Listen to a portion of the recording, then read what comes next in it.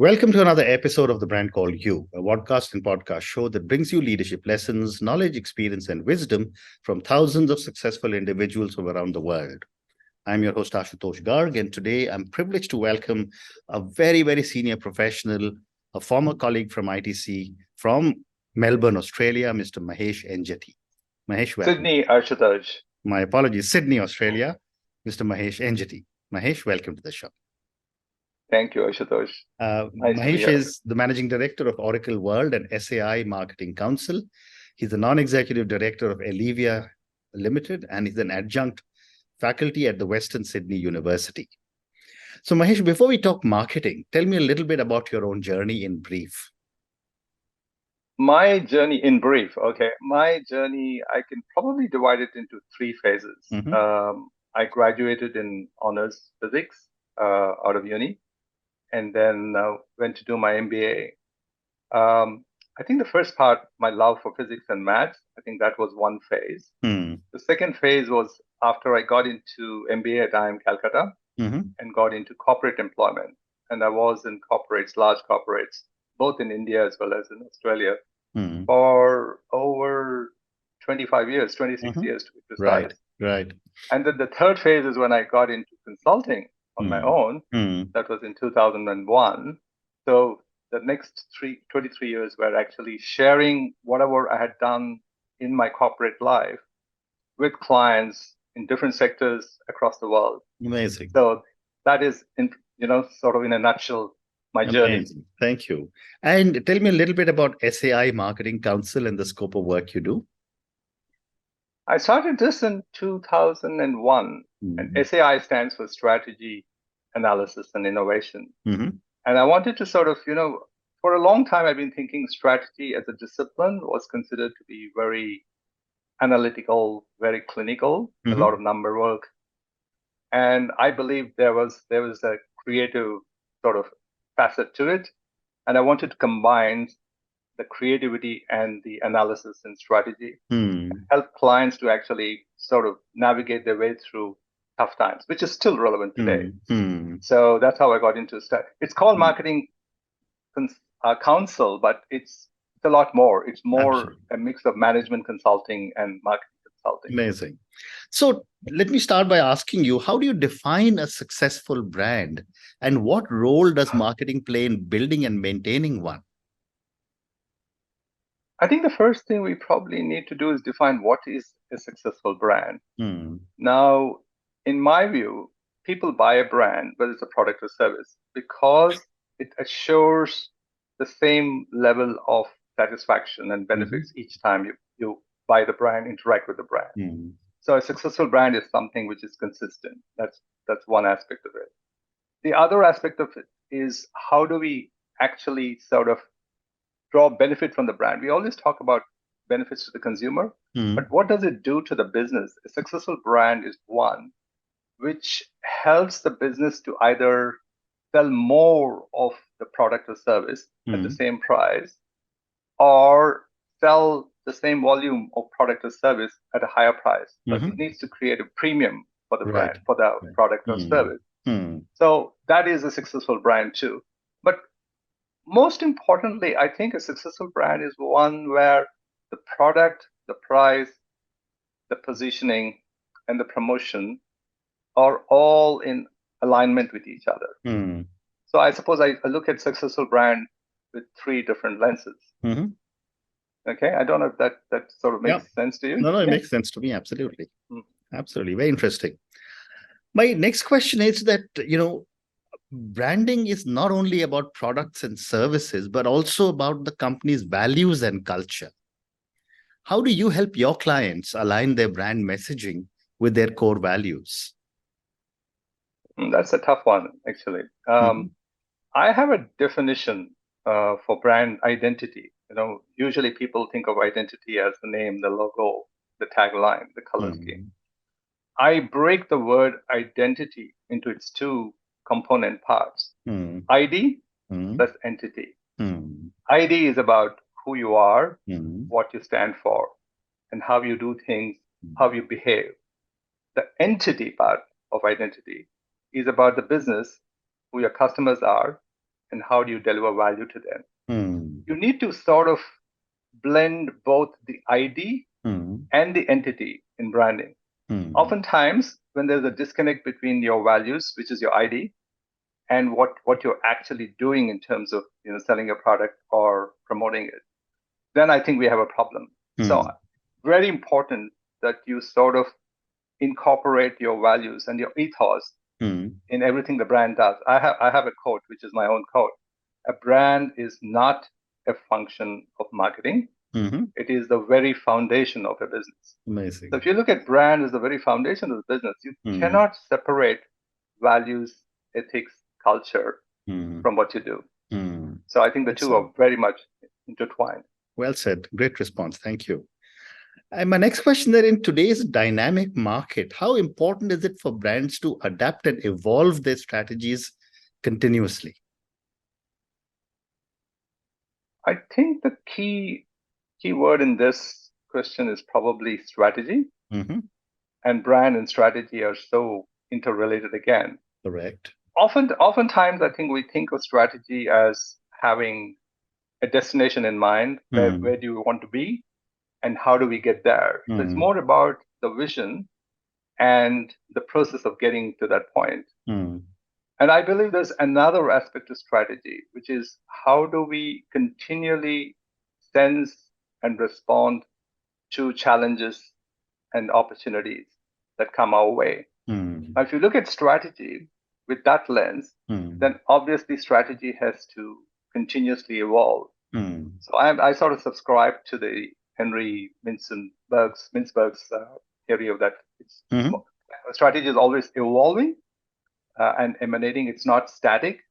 In fact, sometimes I tell my students about Harry Potter and how the staircases in Hogwarts school tend to be shifting all the time. So I tell them, look, your destination might still be the same, but your staircase might actually shift for you to get there. So it has to be something which is continually evolving. Yes. Well said. Next question is on the current situation with the digital age, social media, everything on our handheld devices. What are, in your opinion, are some of the best practices for leveraging social media? I may be a bit of a contrarian in this respect. I think oftentimes, again, we are so fixated on creating a buzz. I mean, that seems to be the purpose of social media. How do you create a buzz in the online channels? I think it's more important to think in terms of what is it that I can do that would create a buzz. So your objective is not to create a buzz. Your objective is to create a product that's so good that creates a buzz. Your objective is to have a pricing strategy that's so unique and so different that will create a buzz. Your objective is to have a distribution that is also very different to what others are doing. That creates a buzz. I think if we focus more on the things we need to do to create the buzz on social media will happen automatically. But a lot of marketers, their focus is on how do I create the buzz? And they tend to forget all the other things they could be doing that would automatically generate the buzz. Right. So I think we need to be a little more sort of I would say it's forgetting the basics of what you should be doing. The end becomes more important than the means, I suppose. Very interesting. And you and I are of the same vintage. When you look back, how do you see marketing has changed? I remember there used to be full page ads and billboards and cinema advertising, etc. But now everything is happening on the phone and in 10 seconds. How, in your opinion, can brands communicate their message and their call to action in such a short period of time? I mean, being from the same vintage as you, I believe the brand is more about the experience than the expression.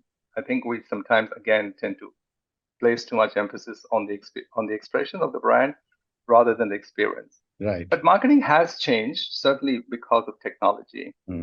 And I think it's important for people to realize that technology has changed the way we promote products, but it's not essentially changed the product itself, or how we approach pricing, or how we approach distribution. Technology has had a universal impact on all aspects of marketing. Correct. So I think there are a few things that have happened over my time. I think products and services are becoming sort of more or less the same. Every product has a service component to it. Every service is trying to productize what they are offering. So there are changes like these. And I would say, to gain people's attention in a very short span of time, when the attention span is so small, I think it's important to have a product that delivers value. And the bottom line of all marketing, I think, is you got to be able to deliver value that is more than the value people attach to the money they're willing to part with. If you can consistently do that, then I think people will talk about your product. People will talk about your service. So we are probably looking at social media with the purpose of creating that buzz, which I talked about, the noise, the market. I think it's important to send out the right signals. Then the noise will happen automatically. Very interesting. And since you talked about technology, I'd love to get your perspectives on the future of marketing, given all these incredible emerging technologies, including, sometimes the metaverse, sometimes not the metaverse, artificial intelligence, data analytics, automation, et cetera. What are your perspectives on the future? It's always difficult to predict the future. Absolutely. The moment you make a forecast, you're bound to be wrong.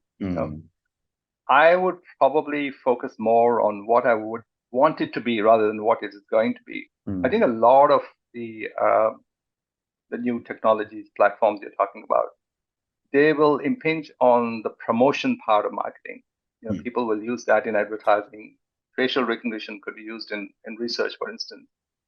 I would like to see AI being utilized more to make better products for people, products that are safer, products that have a smaller carbon footprint, products that can be used by children, without any risk. I would like AI, for instance, to help marketers to fine-tune their pricing in such a way that provides greater value to a wider cross-section of people. I would like to see AI being used in distribution to be able to reach the products to people who are more disadvantaged. Now, if we start using AI from that perspective, the other important thing is I read a lot about augmented intelligence, where we talk about AI enhancing the human decision-making ability. Right. I think I would like to turn it on its head. Say, how can human intelligence add value to what AI can deliver? Now, if we start looking at it that way, I think we'll probably make far more decisions, or right decisions, rather than abrogate our responsibility to make choices to machines and to artificial intelligence. I would like to see that happen, hopefully. But whether that will happen or not, I don't know. Absolutely. And your thoughts on data analytics and its importance to strategy? I would say, again, I have sort of two different perspectives to this. One is data analytics to be able to understand in depth what's happening at an individual consumer level. I don't think that would ever sort of negate the importance of segmentation at a larger scale. We have had a lot of personalization happen. In fact, personalization to the nth degree. I think it's probably important to take that step backwards to see the market in totality. Our ability to use data analytics to understand customer behavior is great. Is fantastic. I think there's more and more data in terms of, and we know every part of that customer journey. But what we seem to be forgetting, in my view, is that we are not understanding we are understanding the customer only as a buyer of a product or service, not as much as a person and an individual, and what role does the product or service play in their lives. Now, we're losing out on that. We we are knowing everything about the customer, but you're forgetting the customer is a person, is an individual. So you need to have a balance between data analytics to understand customer behavior, but also market analysis.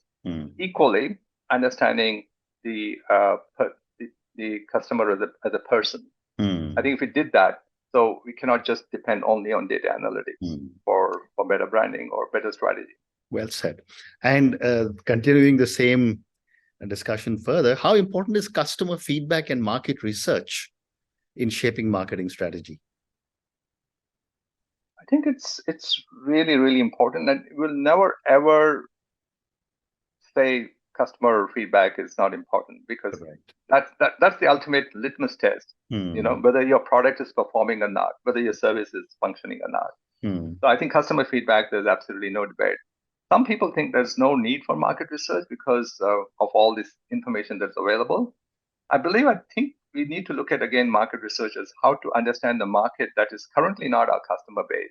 The market research will continue to be very important, especially qualitative research, I think would be exceedingly important in addition to whatever. The important thing for marketers actually is not so much what or how much of research they do. It's their ability to read between the lines of qual research and read between the numbers, the quant research. So what's the story that the numbers are telling us? What is it that people are not saying in a focus group that we need to be aware of? Is there one customer out there in the focus group who's talking about something in the future? We always tend to ignore that. We try to sort of average out all the opinions of different people in the focus group. But that one person could be your trigger for a new product idea in the course of time. So I think it's in everything. It's important to have a sense of balance. I think that's the bottom line. Fascinating. So I have time for two more questions for you. My next question is, that the whole world is now talking sustainability, social responsibility, and these have become critical aspects of branding. Gen Z and Gen Alpha take their marketing decisions or their purchase decisions based on sustainability and social responsibility of the brand. I'd love to get your perspective on how do you incorporate these elements into marketing strategy?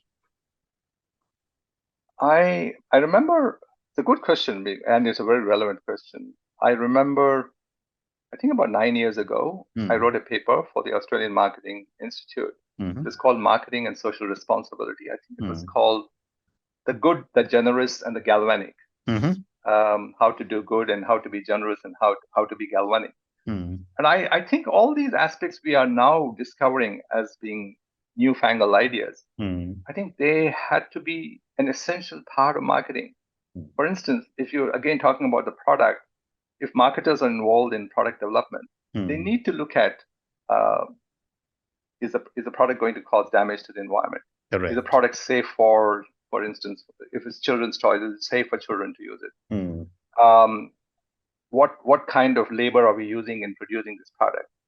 Similarly, in terms of pricing, whenever you have a price change, you need to communicate to the customer why the price change. You don't have to reveal your financial, but you've got to explain why there is a price increase. And in terms of distribution, again, look at it as convenience and say, how can we make it even more convenient for the customer? So these aspects of sustainability, I think, have to be an integral and essential part of marketing. They cannot be separated out. Today, we're talking about it as if they're separate discipline altogether. Like when globalization happened, everybody was so excited about globalization. Correct. But did anyone at that point in time consider the carbon footprint of that globalization? I don't think anyone did, because they forgot the fundamentals. Correct. So I think they need to be an essential part. Correct. Also, when globalization happened, nobody ever thought that we'd reach the other extreme of the walls and boundaries coming up all over again. Yeah, it just happened. Wonderful. And my last question to you, Mahesh, and this is for the many, many people who will listen to our conversation. A lot of our young viewers and listeners are startup entrepreneurs as well. What advice would you give to young entrepreneurs who are just starting out on their journey and they're wanting to build a strong brand presence? I suppose the first thing they need to think about is, are they solving a problem? Mm-hmm.